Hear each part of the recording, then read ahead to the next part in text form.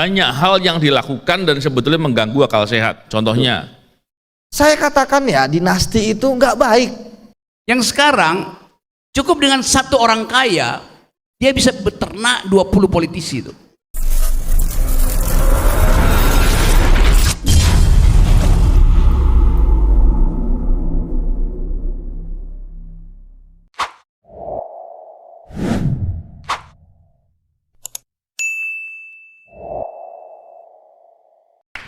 Ya, pertanyaan ketiga, silakan. Baik, Assalamualaikum warahmatullahi wabarakatuh.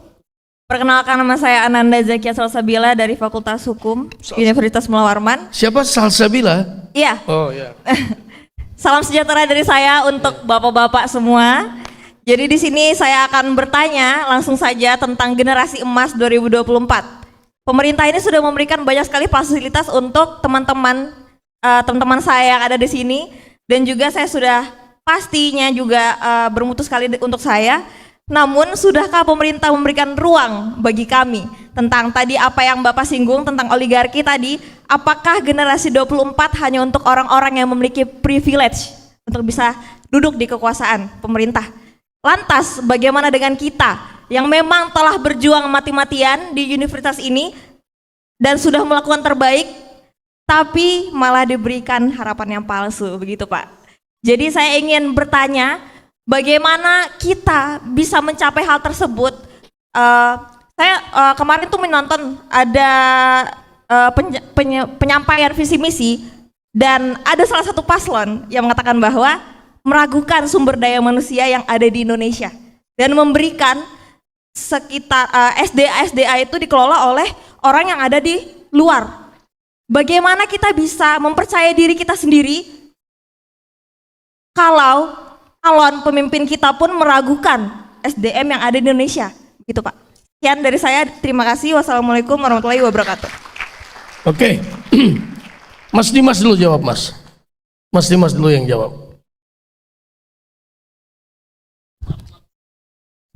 Oke, makasih Mas Diki. Saya kira hari ini judulnya No Rocky No Party, makanya dibabat habis sama Bang Rocky. Iya, menjawab ini ya soal konsep ruang dan tempat. Ya memang ada beda ya. Kalau ngomongin ruang, kalau konsep Jürgen Habermas itu kan ada perbedaan antara space dan place. Ruang itu sesuatu yang sifatnya intangible atau enggak terlihat. Dan hari ini kita belajar bareng-bareng, kita berdiskusi. Hari ini yang alhamdulillah saya lihat sebenarnya cukup dua arah, karena teman-teman juga kemudian banyak pertanyaan kritis. Dan tempat itu sifatnya tangible, terlihat, dan dia bisa kosong dan nggak ada aura atau nuansa-nuansa yang sifatnya sebenarnya atau substansial gitu. Jadi ketika ngomong soal kemudian bagaimana harapan atau bagaimana kemudian masa depan anak-anak muda Indonesia dalam konteks demokrasi dan membangun bersama, itu persis seperti yang tadi sudah dipaparkan ya, bukan satu harapan sebenarnya. 2045 itu bukan harapan, dia hoax, dia adalah ketakutan. Karena kita dituntut, kita dipaksa untuk bisa kemudian melangkah atau menuju apa yang kemudian cita-citakan sama orang-orang yang masuk dalam kelompok oligarki, iya kan? Gimana kemudian orang-orang, segelintir orang yang punya kekuasaan, yang punya privilege, kalau kata Mbak Salsabila, itu menyuruh kita, anak muda, untuk bisa menjadi generasi emas. Itu kan logika yang sifatnya kita nggak punya kebebasan untuk kemudian bisa mengartikulasikan apa pandangan kita, apa orientasi kita soal 2045. Pandangan kita dibentuk oleh orang-orang dengan kacamata ekonomi dan bisnis, bahwa 2045 itu kita punya satu generasi emas yang bisa bersaing secara ekonomistik semata dengan negara-negara lain. Itu salah satu cara atau pola pikir yang salah, dan harusnya hari ini teman-teman, kalau saya diizinkan provokasi juga, anak muda itu harus banyak mengetahui soal isu-isu sosial, problem sosial, isu-isu yang kemudian dekat dengan teman-teman. Teman-teman ada di Kalimantan Timur, tempat lokasi satu mega proyek ibu kota Nusantara yang tentu nggak cuma hingar-bingar pembangunannya, tapi ada permasalahan sosial, permasalahan ekonomi dalam konteks korupsi, permasalahan budaya, akan ada pencerabutan budaya lokal pasti, akan ada hilangnya habitat fauna dan flora, yang ini jelas harus dikawal oleh kawan-kawan semua yang ada di Kalimantan Timur dan khususnya anak muda, supaya apa? Supaya tidak ada keserampangan atau kesewenang-wenangan dalam mengartikulasikan pembangunan. Dan yang kedua, anak muda itu nggak cuma ngomongin soal nafsu kekuasaan. Yang hari ini kalau teman-teman lihat setelah putusan MK nomor 90, dianggap bahwa anak muda ini harus punya kekuatan politik. Saya rasa kekuatan politik bukan cuma diterjemahkan sebagai politik formal kekuasaan saja, yang mana orang muda harus berpolitik dalam kontestasi elektoral, tapi anak muda harus membangun politik kewargaan, yaitu politik di mana teman-teman berpartisipasi dalam membangun, mulai dari itu aspek intelektual, aspek kemudian sosial, dan aspek kultural. Itu yang harus kemudian dibangun oleh anak muda, generasi muda. Jadi mau 2045, 2030, peran anak muda itu sangat sentral ke depannya. Terima kasih Mbak Salih, semoga menjawab. Mas, Ya, makasih banyak. ya, Bang Diki. ya. Jadi privilege itu maksudnya dia mungkin melihat gambaran. Kok ada orang tertentu masih muda tiba-tiba bisa jadi ketua partai, tiba-tiba bisa jadi wapres. Sementara generasi muda ini kira-kira harapannya bagaimana kalau tanpa ada privilege seperti itu? Kira-kira lebih gitu, Bang. Mas Novel, silakan. Baik, terima kasih. Memang tadi ada beberapa hal yang terkait dengan tadi bilang privilege, terus ada keadaan yang tidak sesuai dengan yang diharapkan dan lain-lain. Jadi kalau pandangan saya begini, memang melihat permasalahan politik di Indonesia, memang kalau melihat segala kekacauan terjadi ini semuanya pasti karena masalah politik. Karena politik di situ ada kewajiban dia untuk pengawasan, ada kebijakan, ada penganggaran, yang itu semua dilaksanakan oleh DPR semestinya. Tapi ada lembaga politik yang itu dibaliknya itu semua. Jadi ketika kita melihat permasalahan itu semua, tentunya di sini menjadi tantangan buat kita. Pilihannya kan gini, kita mau sekedar marah-marah, tidak ada solusi, atau kita kemudian mengambil posisi produktif untuk menggedor pintu-pintu yang harus digedor dalam rangka untuk memaksa mereka kemudian memahami bahwa orang yang mengawasi banyak, orang yang akan tidak mendiamkan itu banyak. Kalau kita lihat banyak hal yang dilakukan dan sebetulnya mengganggu akal sehat. Contohnya dibuat persepsi seolah-olah korupsi itu kalau ditangkapi. Ini contoh nih ya, karena kalau bicara terkait dengan tadi kesenjangan, ketidaksesuaian keadaan itu pasti kita bicara korupsi juga, karena korupsi di politik banyak, korupsi di penegak hukum banyak, dan itu menjadi induk permasalahannya di sana. Kalau kita lihat berapa banyak kemudian pejabat-pejabat kita mengatakan korupsi itu jangan ditangkapi, itu nanti kalau ditangkapi justru membuat kita jelek di persepsi internasional, interaksi publik. Itu kan pembodohan. Tapi berapa banyak kita yang berbicara? Kita lihat, kita cukup cegah saja. Cara teori tidak mungkin, tidak ada di dunia, ada negara yang hanya dicegah saja berhasil, tidak ada.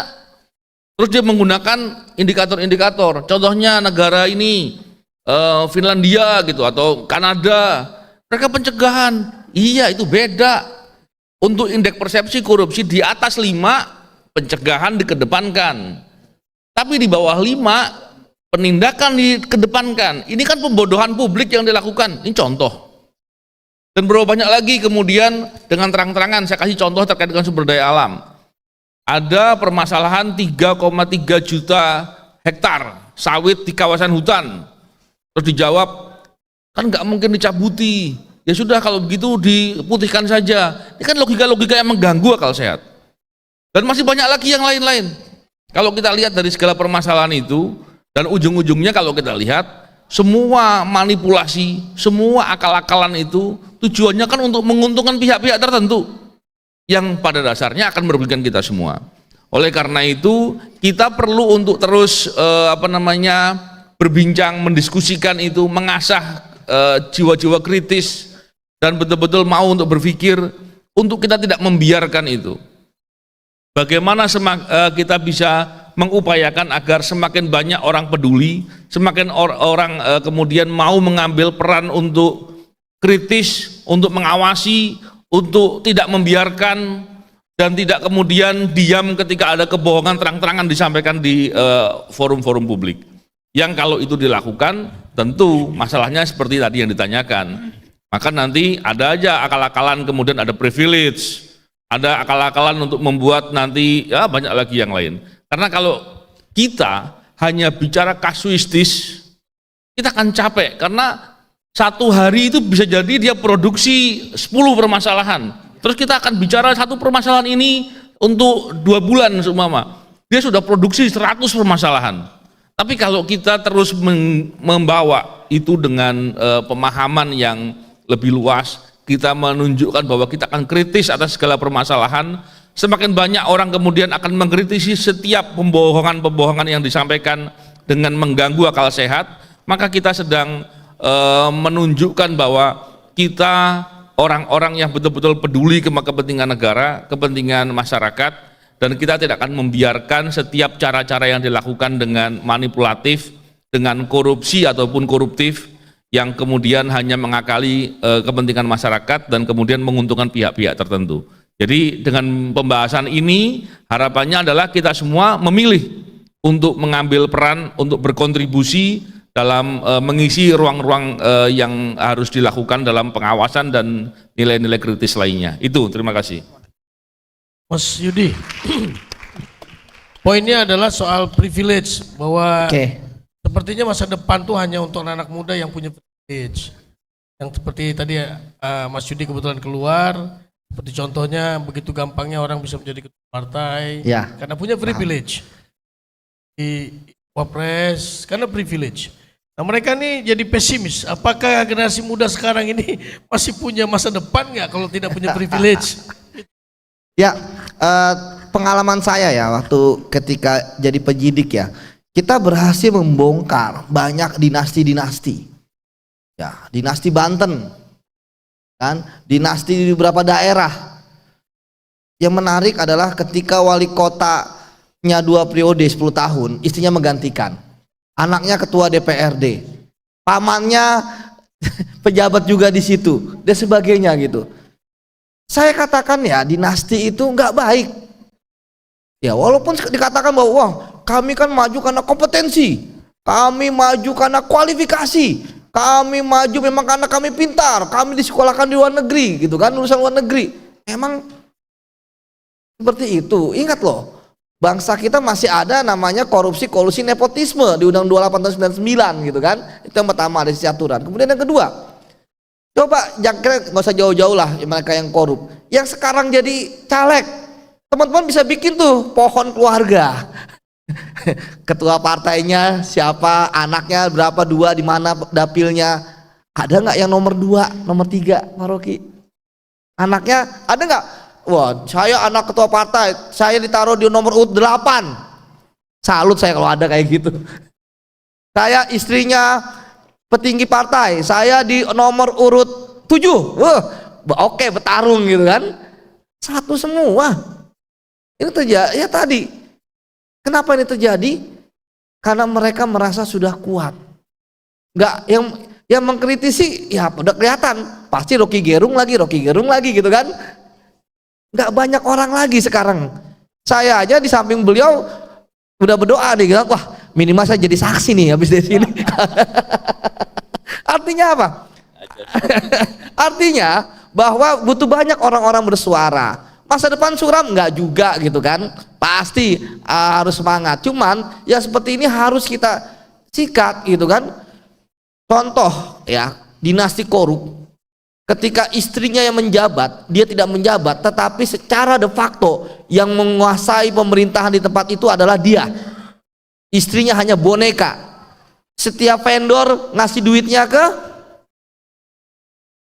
suaminya. Setiap kepala dinas nyetor ke suaminya. Itu yang terjadi. Dan kita tangkap, ya istrinya AO gitu kan. Dan kemudian kualitas, saya pernah ya, kita pernah menangani kasus gitu kan. Kita karena tim ya, bukan karena ya Pak ya, karena kami kan satgas, kita menangani suatu kasus, ada seorang bupati ya, karena dia hanya boneka. Ketika ditanya apa tugas bupati, kan biasa kalau kita BAP tugas bupati itu tanya apa tugas bupati, memimpin upacara bendera. Gawat, saya bilang gimana daerah yang mau maju ya kan. Itu kenapa? Karena dinasti. Cuma ya tadi saya katakan bahwa melawan yang kayak gini kan berat, lingkaran setan. Korupsi itu terjadi karena pengusaha hitam ya bergabung dengan penegak hukum yang korup ya, bergabung dengan oligarki, bergabung dengan pemerintah, bergabung dengan legislatif, bergabung dengan yudikatif. Selesai semua yang melawan.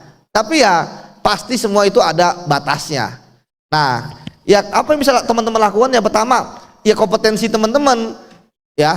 Kemudian kedua, bertarung dengan orang yang punya privilege itu sebenarnya gampang gitu. Kenapa? Karena mereka hanya bisa menyusu dengan orang tuanya.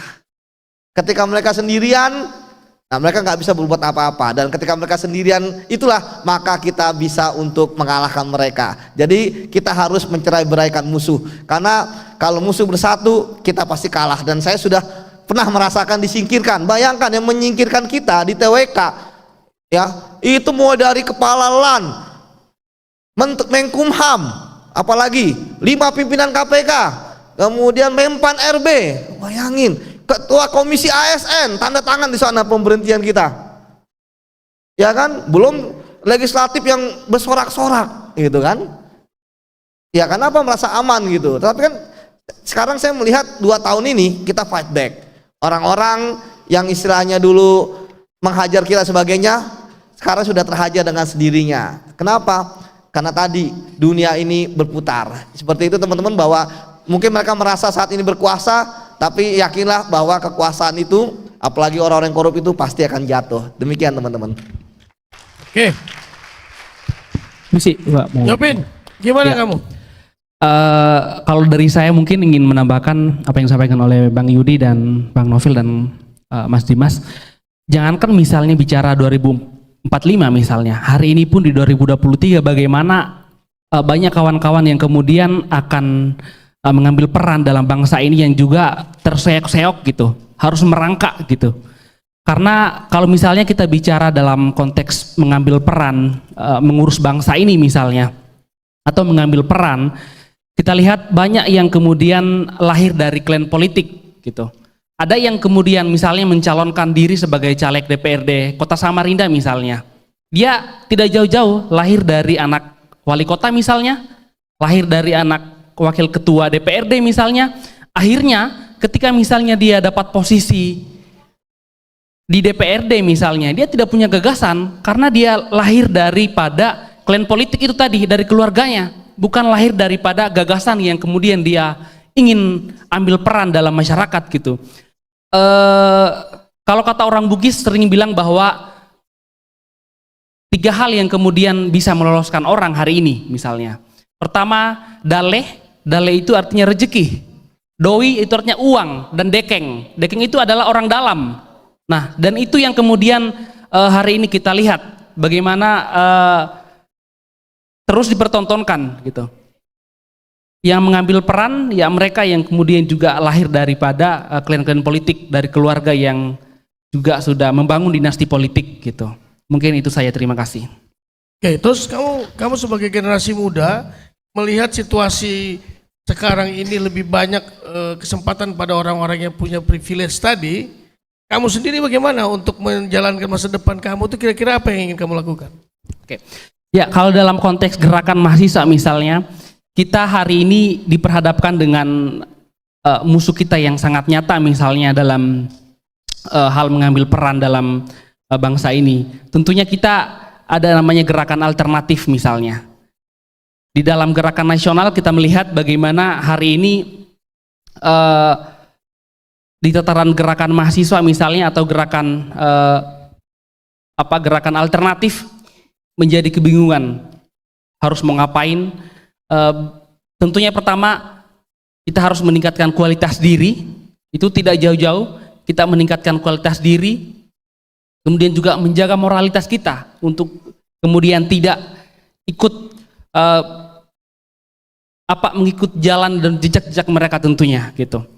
Karena saya masih percaya bahwa privilege yang sebenar-benarnya adalah bagaimana kita berjuang dengan sebenar-benarnya tanpa melibatkan orang lain. Oke, jadi poinnya adalah kita mempersiapkan diri dengan meningkatkan kualitas diri, kemudian menjaga tetap integritas, moralitas kita masing-masing ya. Moralitas itu tetap dijaga. Sampai kapanpun jangan ikut-ikutan mereka. Itu poinnya. Bang Rocky. Mereka pesimis. Lihat saja. Ya, soal kita ada di situ memang, bahwa kita pesimis karena kita tidak punya cara. Saya sebut sementara ini kita tidak punya cara. Karena membayangkan bahwa struktur oligarki itu menetap. Tapi sebetulnya istilah oligarki itu kurang cocok lagi sekarang. Kenapa? Oligarki itu artinya sejumlah orang oligarki melakukan tindakan oligopolis itu. Jadi ada sejumlah orang. Di dalamnya masih ada etika tuh, baginya sekian, yang mau dirampok yang sana tuh. Kira gitu jalan oligarki itu. Yang sekarang cukup dengan satu orang kaya, dia bisa beternak 20 politisi itu. Namanya adalah plutokrat. Plutokrat artinya orang kaya. Satu orang kaya di Kalimantan bisa beternak 3 gubernur di Kalimantan, 7 bupati di Jawa, 19 anggota DPR di Jakarta. Karena dia akan atur, coba saya terangkan cara saat ini. Okay.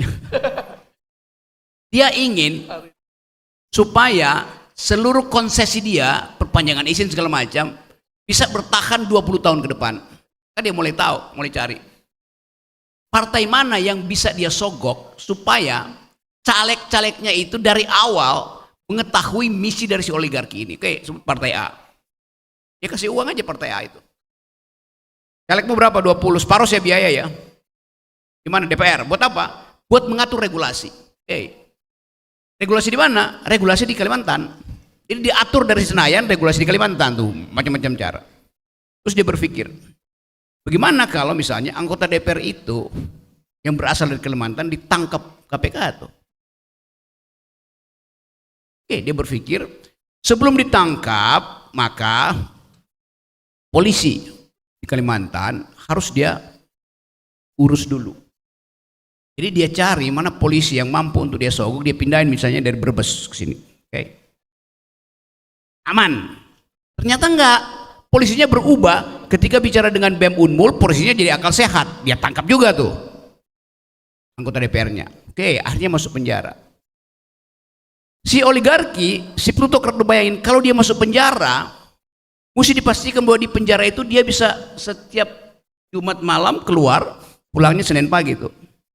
Maka dia cari kepala lapas yang nakal siapa?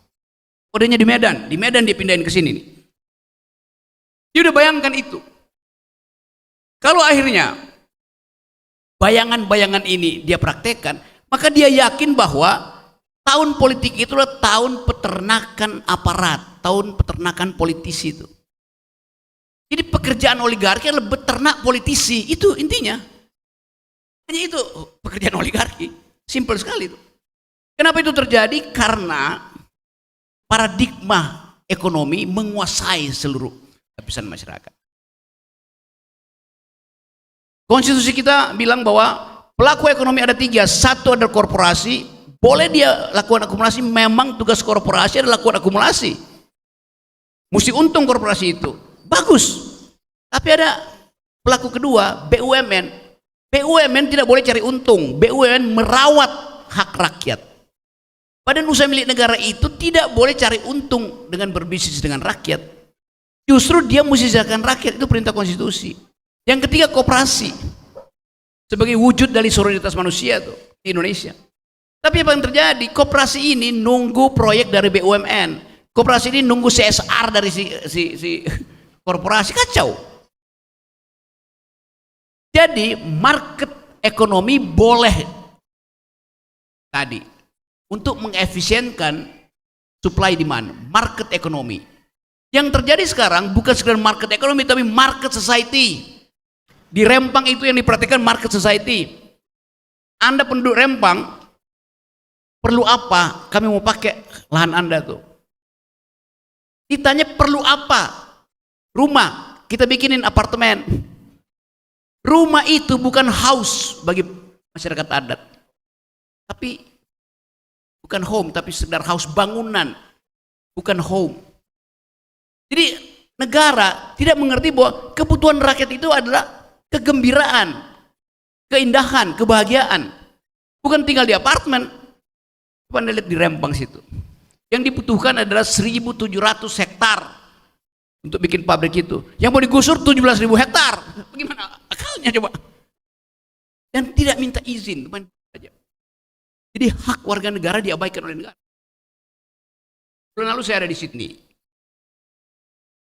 Bandara Sydney itu sekarang dia tidak boleh beroperasi 24 jam lagi. Dibatasi sampai jam 10 malam.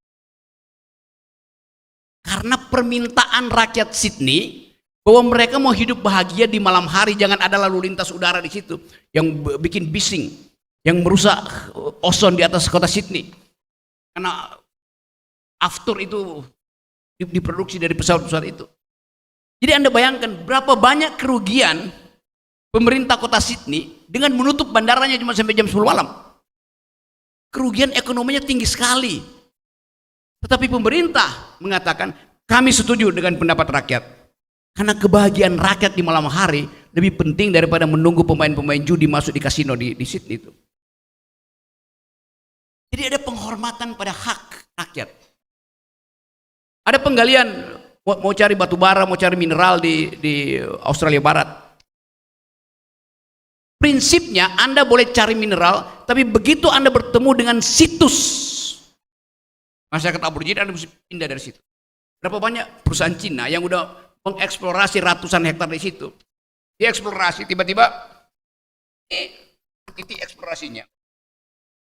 Dia keluarin miliaran dolar, tiba-tiba baru kira-kira 200 meter ketemu artefak. Perak, alat perang segala macam. Mau terusin nggak tuh? Dia udah bayar. Dalam perjanjian begitu Anda temukan jejak nenek moyang, berhenti, tutup, pindah lagi, ketemu lagi, nggak boleh tuh. 5 kilometer cari yang baru, ketemu 5 kilometer. Berapa banyak investasi yang hilang di situ? Itu cara berpikir ekologi sekarang tuh. Hormati situ. Itu tempat kuburan, artinya di situ ada jejak penghormatan pada nenek. Di kita berapa mata air kuburan di KN itu adalah hak heritage nenek moyang. Begitu penghargaan. Lihat itu. Ada kerakusan tadi. Itu market society beroperasi sampai ke tingkat kita semua dianggap sebagai konsumen, bukan lagi sebagai citizen. Kebijakan ini yang mesti kita halang. Yang Anda tanyakan pada calon-calon, siapa di antara mereka yang paham tentang problem dan Samarinda kaya dengan masalah itu. Jadi kita mau promosikan ini supaya teman-teman mahasiswa lakukan. Anda mungkin masih satu pertanyaan yang radikal gitu. Siapa ini, siapa? Ya, riset dulu itu. Jadi tadi ya boleh bikin kutip, tapi kita ada di dalam keadaan bahwa Indonesia disorot oleh dunia hari ini. Tanggal 30 November nanti, akhir bulan ini akan ada konferensi PBB tentang iklim yang disebut Conference of Parties di Dubai. Untuk menguji apakah Indonesia comply dengan janji untuk menurunkan emisi karbon yang menggambar rumah kaca, dan sudah comply enggak bahwa tidak boleh kenaikan 2%, 2 derajat suhu di Indonesia. Jadi saya kasih logikanya pada Presiden Jokowi bilang bahwa Jakarta itu mau tenggelam karena itu dipindahin ke IKN. Benar memang. Jakarta tenggelam karena apa? Karena kenaikan suhu bumi. Bukan karena kenaikan suhu Jakarta. Oleh karena itu IKN dipindahkan ke Samarinda, ke Kalimantan Timur. Begitu mulai digali, ditebang. Begitu mulai digali, alat berat mulai memproduksi karbon. Anda lihat logikanya. Jakarta mau tenggelam, penyebabnya adalah kenaikan suhu bumi. Begitu pindah IKN justru makin menaikkan suhu bumi. Jadi IKN yang akan menenggelam Jakarta. Itu logika environmentalnya begitu. Jadi kedunguan istana nggak ngerti bahwa sistem berpikir ekologi itu global, antar planet, planeter. Kita mau menyelamatkan Jakarta, tapi kita bikin panas baru di Kalimantan. Kalimantan itu ada di atas ada matahari, di bawah ada batu bara, panas sekali itu. Pelindungnya yaitu rumput dihapus, maka panas naik lagi dari Kalimantan. Panas itu diekspor ke global, maka global itu kasih sinyal bahwa permukaan air laut Jawa itu akan naik itu. Jadi kenapa negara Jakarta tenggelam? Karena Jokowi pindah di ibu kota, konyol pikirannya kan. Begitu cara berpikir. Saya terangkan itu dari segi ilmu pengetahuan. Dalam prinsip bahwa butterfly effect. Kayak Pak, sayap kupu-kupu di hutan Amazon bisa menimbulkan badai di California. Asap knalpot motor gede di Jakarta bisa membatalkan panen jagung di Bandung. Ya. Jadi yang saya ucapkan di sini dan teman-teman, upaya untuk membuka pikiran. Jangan ditutup oleh dinasti. Dinasti bagus nggak? Bagus. Dinasti itu bagus kalau darahnya biru. Yang dinasti sekarang darahnya bukan biru, darahnya kotor.